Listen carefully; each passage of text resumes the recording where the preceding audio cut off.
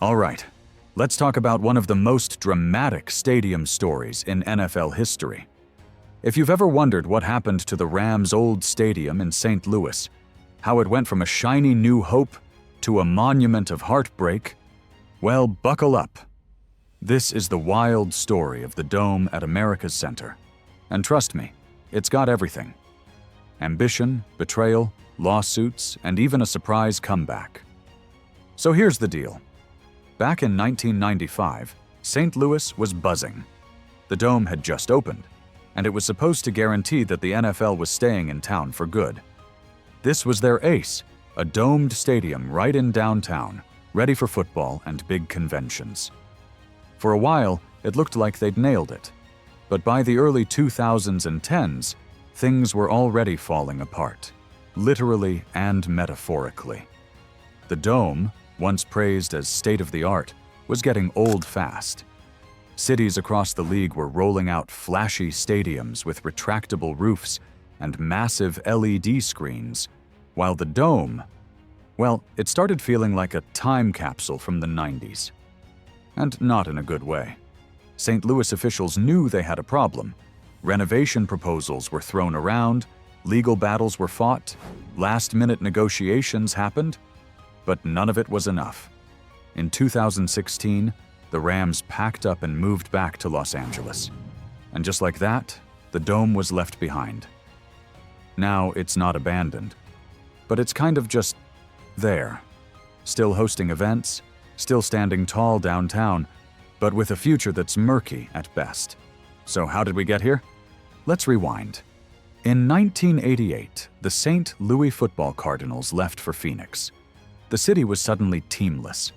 Determined to bring the NFL back, city leaders started planning a dome that could also serve conventions and concerts.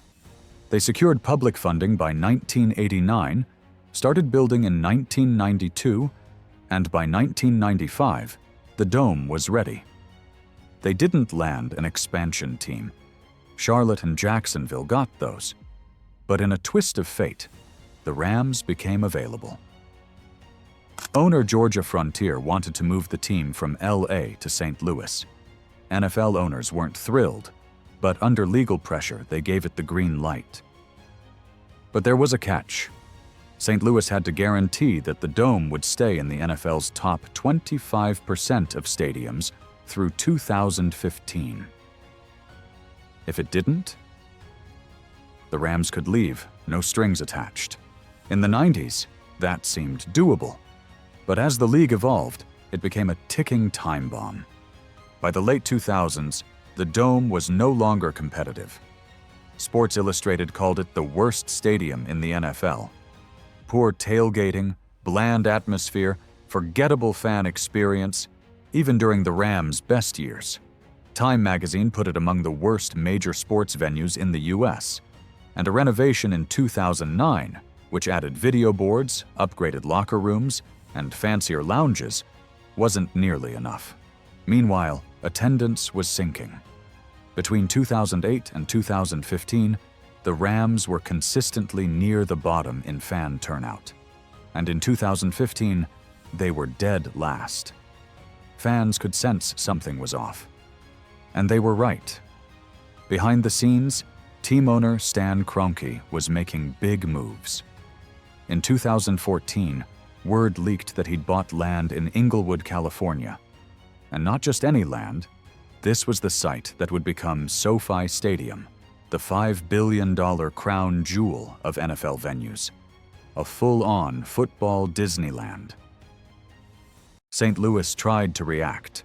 They proposed a new stadium on the North Riverfront, hoping to convince the league to keep the team. But the timing was terrible. By the time their plan came together, Kroenke's LA dream was already rolling. In 2015, Inglewood City Council approved the stadium project, and a year later, the Rams' move back to Los Angeles was official. Their final game at the Dome? December 17, 2015. A win over the Buccaneers. But the vibe wasn't exactly celebratory. St. Louis wasn't done fighting, though. In 2017, the city filed a massive lawsuit against Kroenke and the NFL. claiming they broke relocation rules and misled city officials.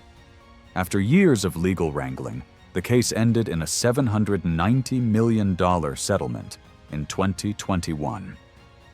Not bad, but not exactly justice either. So what about the Dome? After the Rams' exit, most people figured it was doomed.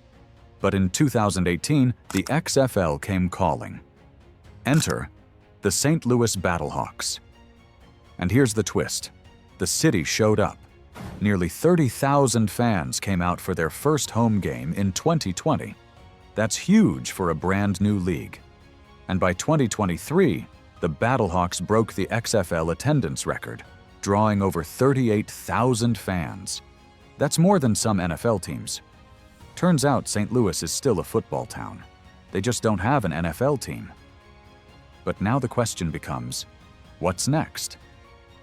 In 2024, the city proposed a $155 million renovation to modernize the Dome, upgrading lighting, sound, video boards, and making it competitive for big events like NCAA Final Fours and college bowl games. Sounds promising, right? Here's the problem. No one wants to pay for it. St. Louis County officials support the idea, but aren't offering any money. From the $790 million settlement, $30 million is earmarked for dome improvements. That's something, but it's far short of what's needed. And the Dome has its own challenges: outdated seating, poor sight lines, and a long-standing reputation as one of the worst fan experiences in sports. Compare that to places like San Antonio, where the Alamodome helped land a Final Four, and St. Louis still feels behind. So what do you do with a half-modernized, half-forgotten, emotionally charged stadium in the middle of downtown? Some say tear it down, others say renovate it completely. Maybe sell it to a private developer, maybe just leave it be. The truth is, nobody really knows. And that's the frustrating part. Because the Dome isn't just a building, it's a symbol, a reminder of what could have been, of fans who showed up only to get left behind. But here's a sliver of hope. In 2025, the Dome is actually projected to host its highest number of conventions in a decade. That's no small thing. It's proof that even without football, the space still has value, still has purpose. Maybe the Dome's future isn't touchdowns and tailgates. Maybe it's concerts, expos, esports tournaments, and conventions. Whatever the path, the story of the Dome isn't over. It's just waiting for its next chapter. So what do you think? Should St. Louis push for another NFL team? Invest in a full renovation? Or just scrap it and start from scratch? Drop your thoughts in the comments. And if you enjoyed this story, hit that like button, subscribe, and share it with your fellow football fans. Because stories like this, the ones filled with what-ifs and comeback potential, they're worth remembering. Thanks for watching. I'll see you next time.